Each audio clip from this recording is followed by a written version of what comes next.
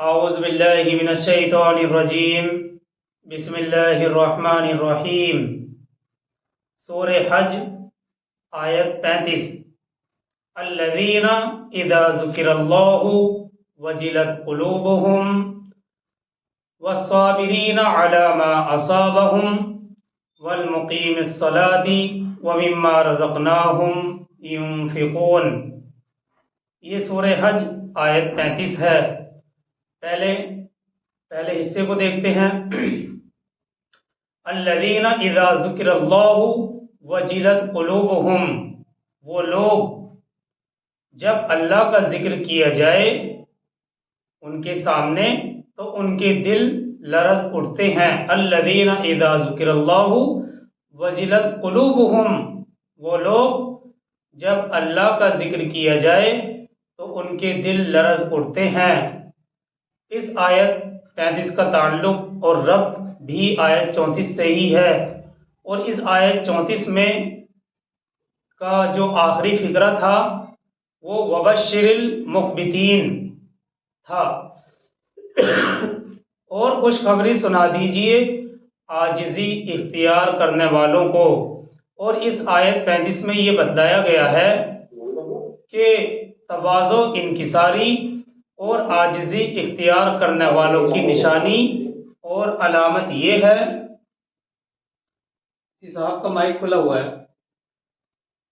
تو اس آیت 35 میں بتلایا گیا ہے کہ تواضع، انکساری اور عاجزی اختیار کرنے والوں کی نشانی یہ ہے کہ جب ان کے سامنے اللہ کا ذکر ہوتا ہے تو ان کے دل خوف سے کانپ اٹھتے ہیں۔ اس مضمون کو ہم سورہ الانفال کی آیت 2 یعنی پارہ نمبر 9 میں بھی پڑھ چکے ہیں۔ وہاں بھی یہی بات کہی گئی ہے کہ مومن تو بس وہی ہیں کہ جب اللہ کا ذکر ان کے سامنے کیا جاتا ہے تو ان کے دل لرز اٹھتے ہیں، کانپ اٹھتے ہیں۔ دیکھیے اس آیت میں وجلت کا لفظ لایا گیا ہے، اور یہ وجل سے ماخوذ ہے۔ وجل کے اصلی معنی اس خوف اور ہیبت کے آتے ہیں جو کسی کی عظمت کی بنا پر دل میں پیدا ہوا ہو۔ وجل کے اصل معنی اس خوف اور ہیبت کے ہیں جو کسی کی عظمت کی بنا پر دل میں پیدا ہوا ہو۔ اللہ کے نیک بندوں اور صلحاء کا بھی یہی حال ہوتا ہے کہ اللہ کا ذکر اور اس کا نام سن کر ان کے دلوں پر اللہ کی عظمت اور بڑائی کی وجہ سے ایک خاص ہیبت اور کیفیت طاری ہو جاتی ہے۔ تو وجل کے اصل معنی اس خوف اور ہیبت کے ہیں جو کسی کی عظمت کی بنا پر دل میں پیدا ہوا ہو۔ اللہ کے نیک بندوں اور صلحاء کا بھی یہی حال ہوتا ہے کہ اللہ کا ذکر اور نام سن کر ان کے دلوں پر اللہ کی عظمت اور بڑائی کی وجہ سے ایک خاص ہیبت اور کیفیت طاری ہو جاتی ہے۔ اور 3 اوصاف اور بھی ہیں ان عاجزی اختیار کرنے والوں کے جو اس آیت کے اگلے فقرے میں کہے گئے ہیں۔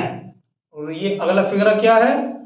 والصابرین علی ما اصابہم والمقیم الصلاۃ ومما رزقناہم ينفقون، اور ان کو بھی جو تکلیف پہنچے اس پر صبر کرنے والے اور نماز قائم کرنے والے ہیں، اور جو کچھ ہم نے ان کو دیا ہے اس میں سے وہ خرچ کرتے ہیں۔ یہ باقی 3 اوصاف ہیں۔ پہلا وصف اور پہلی صفت تو یہی تھی کہ جب ان کے سامنے اللہ کا ذکر کیا جاتا ہے تو ان کے دلوں پر ہیبت والی کیفیت طاری ہو جاتی ہے۔ اور 3 اوصاف یہ ہیں، والصابرین علی ما اصابہم 2 ہوئے پہلے کو لگا کر، اور والمقیم الصلاۃ 3 اور 4، گویا کہ کل ملا کے 4 ہو گئے۔ تو اس فقرے میں 3 ہے، اور ان کو بھی جو تکلیف پہنچے اس پر صبر کرنے والے اور نماز قائم کرنے والے، والمقیم الصلاۃ اور نماز قائم کرنے والے، اور جو کچھ ہم نے ان کو دیا ہے اس میں وہ خرچ کرتے ہیں۔ دیکھیے اس آیت کا جو آخری فقرہ ہے جس میں یہ بات کہی گئی ہے کہ جو کچھ ہم نے ان کو دیا ہے اس میں سے وہ خرچ کرتے ہیں اللہ کی راہ میں۔ اس بات کی وضاحت پہلے بھی کئی مرتبہ آ چکی ہے کہ اللہ سبحانہ و تعالیٰ نے کبھی بھی حرام مال کو اپنا رزق نہیں کہا ہے۔ جہاں بھی اپنے رزق کی بات آتی ہے تو حلال کمائی کو مد نظر رکھا گیا ہے۔ تو کہیں پر بھی قرآن مجید نے حرام مال کو اپنا رزق نہیں کہا ہے۔ اس لحاظ سے آیت کا مطلب یہ ہے کہ جو پاک رزق، جو حلال رزق ہم نے انہیں بخشا ہے اور جو حلال کمائی ان کو عطا کی ہے اس میں سے وہ اللہ کی راہ میں خرچ کرتے ہیں۔ اور پھر ایک بات یہاں یہ بھی ہے کہ یہاں پر خرچ کرنے سے مراد ہر طرح کا خرچ کرنا نہیں ہے۔ یہاں جو خرچ کرنے کی بات کہی گئی ہے یہاں ہر طرح سے خرچ کرنا مراد نہیں ہے، بلکہ یہ ہے اپنی اور اپنے اہل و عیال کی ضروریات زندگی پوری کرنا، رشتہ داروں اور پڑوسیوں اور حاجت مند لوگوں کی مدد کرنا، دین کے کاموں میں حصہ لینا اور اللہ کے کلمے کو بلند کرنے کے لیے مالی قربانی پیش کرنا وغیرہ مراد ہیں۔ تو یہاں پر ہر طرح سے خرچ کرنا مراد نہیں، بلکہ اپنے اور اپنے اہل و عیال کی جائز ضروریات پوری کرنا، رشتہ داروں اور پڑوسیوں اور حاجت مندوں کی مدد کرنا، دین کے کاموں میں حصہ لینا اور اللہ کے کلمے کو بلند کرنے کے لیے مالی قربانی پیش کرنا وغیرہ مراد ہیں۔ اور اس کے علاوہ بیجا خرچ، عیش و عشرت کے خرچ اور ریاکارانہ خرچ وہ چیز نہیں ہے جسے قرآن انفاق کہتا ہے، بلکہ قرآن کی اصطلاح میں اس کو اسراف کہا گیا ہے۔ اور اسی طرح سے کنجوس اور تنگ دلی کے ساتھ جو خرچ کیا جائے کہ آدمی اپنے اہل و عیال کو بھی تنگ رکھے اور خود بھی اپنی حیثیت کے مطابق اپنی ضرورتیں پوری نہ کرے اور ضرورت مندوں کی بھی اپنی استطاعت کے مطابق مدد کرنے سے جان چرائے، تو اس صورت میں اگرچہ آدمی کچھ نہ کچھ تو خرچ کرتا ہی ہے، مگر قرآن کی اصطلاح میں اس کا نام انفاق نہیں ہے۔ قرآن اس کو بخل اور شوہ نفس سے تعبیر کرتا ہے۔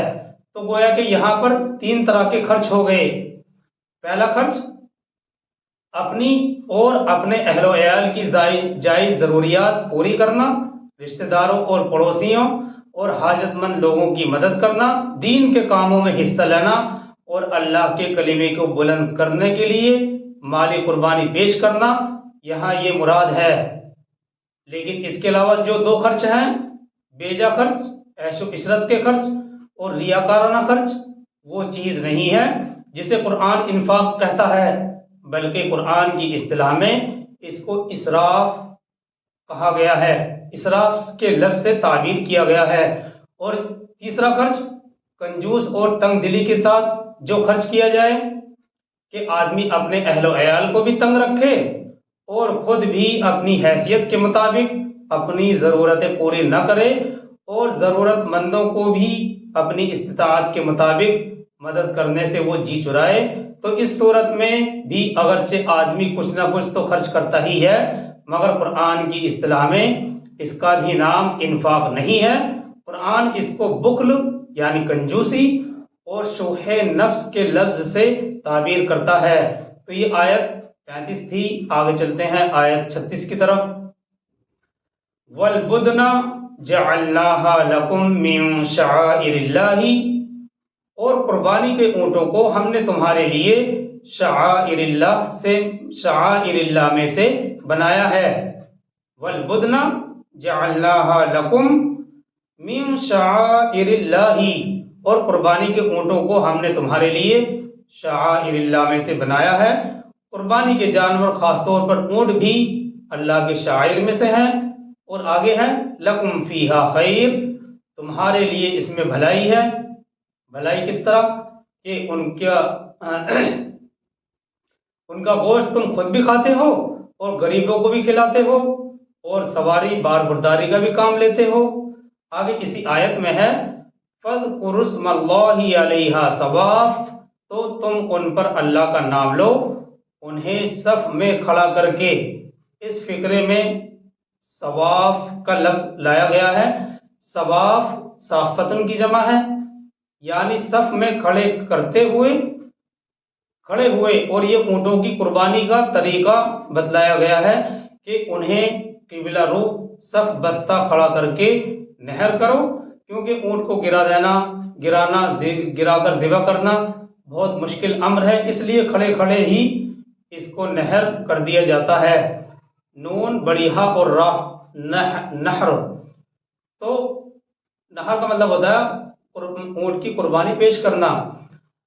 اور حدیث میں یہ بھی آیا ہے کہ حجۃ الوداع کے موقع پر سرکار دو عالم صلی اللہ علیہ وسلم نے 100 اونٹوں کی قربانی پیش کی، جس میں سے 63 اونٹوں کو آپ نے اسی طریقے سے خود اپنے دست مبارک سے نحر کیا تھا۔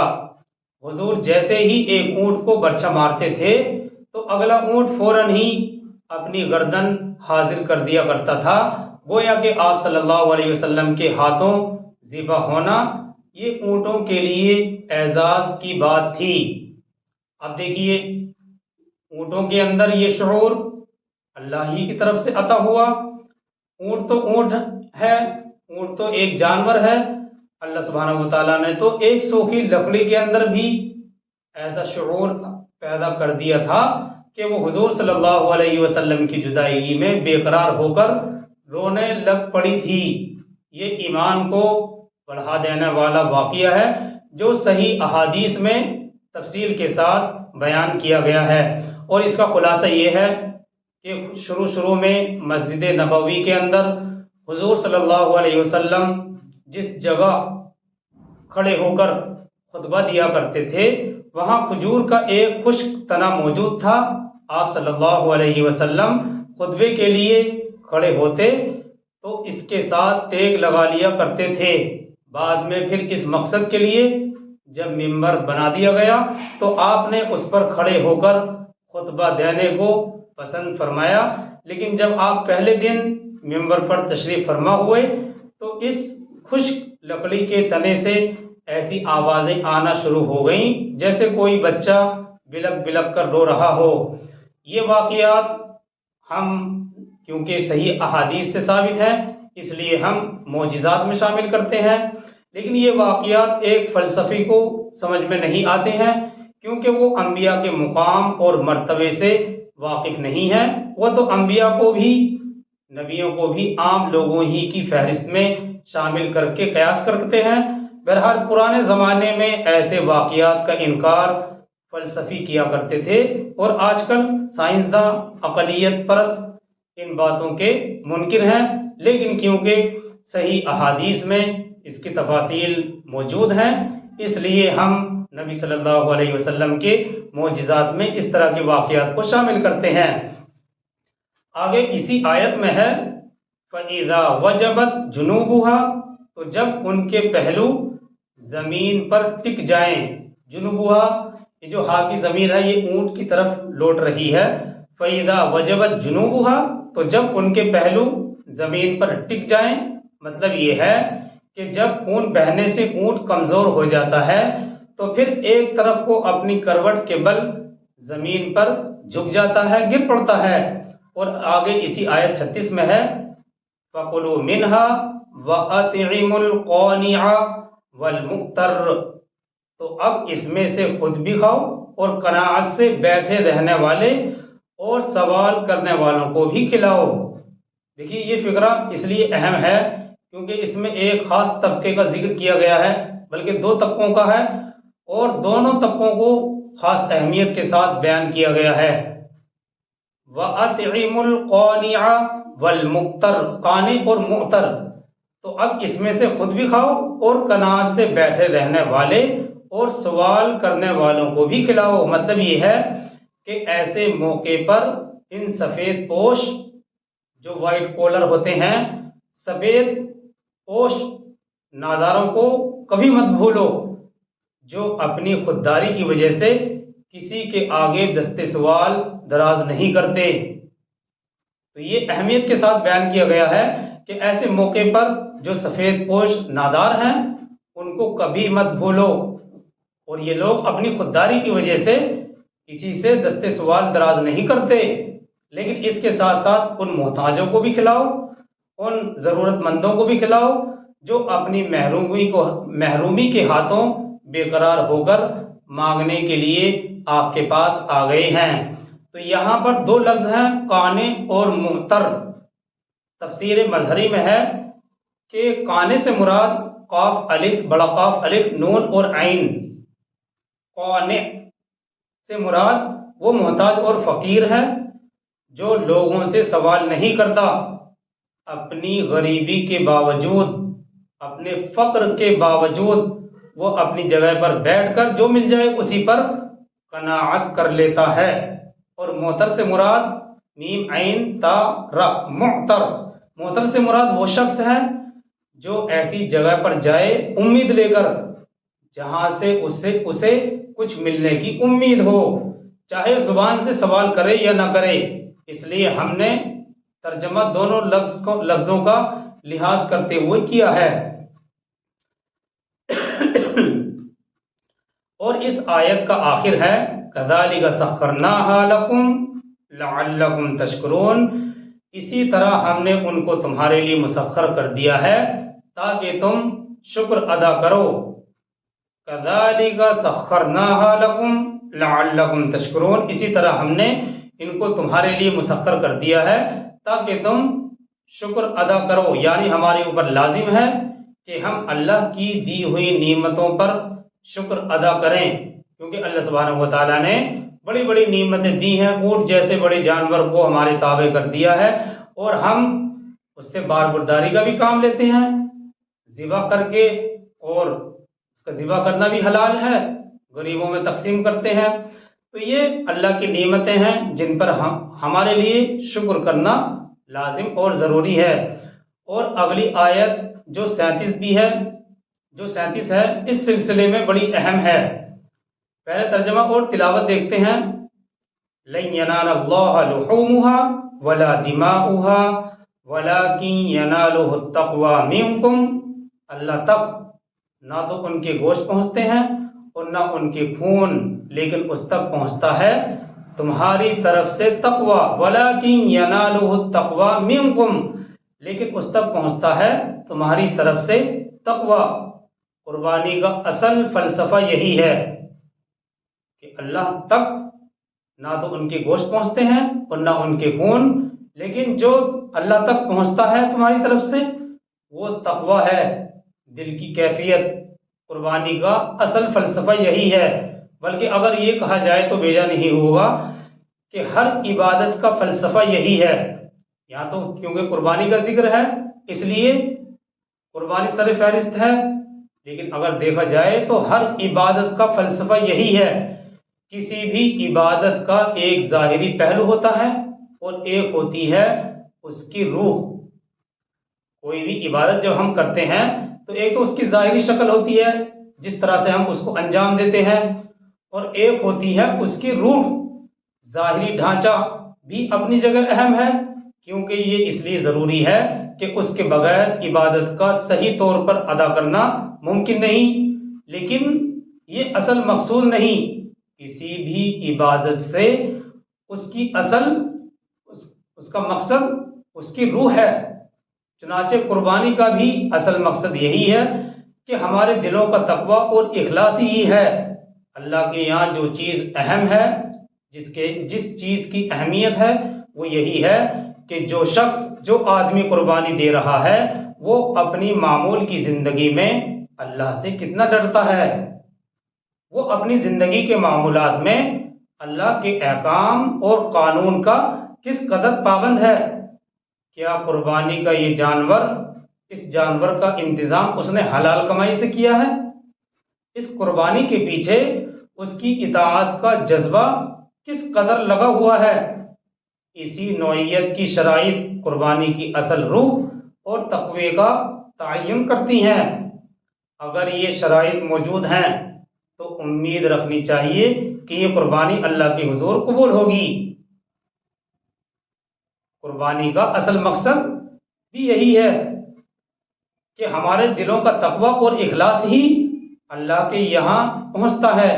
اللہ کے یہاں جس چیز کی اہمیت ہے وہ یہی ہے کہ جو شخص یہ قربانی دے رہا ہے وہ اپنی معمول کی زندگی میں اللہ سے کتنا ڈرتا ہے، اور وہ اپنی زندگی کے معاملات میں اللہ کے احکام اور قانون کا کس قدر پابند ہے۔ کیا قربانی کا کہ اس جانور کا انتظام اس نے حلال کمائی سے کیا ہے، اور اس قربانی کے پیچھے اس کی اطاعت کا جذبہ کس قدر لگا ہوا ہے۔